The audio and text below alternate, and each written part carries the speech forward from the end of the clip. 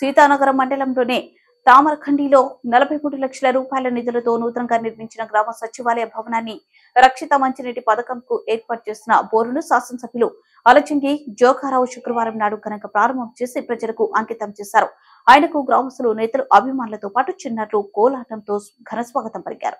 గాంధీజీ కలలు కన్న గ్రామ స్వరాజ్య నిర్మాణం సచివాలయం వ్యవస్థతోనే సాధ్యమని నమ్మిన సీఎం వైఎస్ జగన్ రెడ్డి సచివాలయ వ్యవస్థను ఏర్పాటు చేసినట్లు ఎమ్మెల్యే చెప్పారు. గ్రామంలో పెద్ద ఎత్తున మౌలిక సదుపాయాలు, అభివృద్ధి, సంక్షేమ పథకాలను అమలు చేసిన ఘనత వైఎస్ఆర్సీపీ ప్రభుత్వానికి దక్కుతుందన్నారు.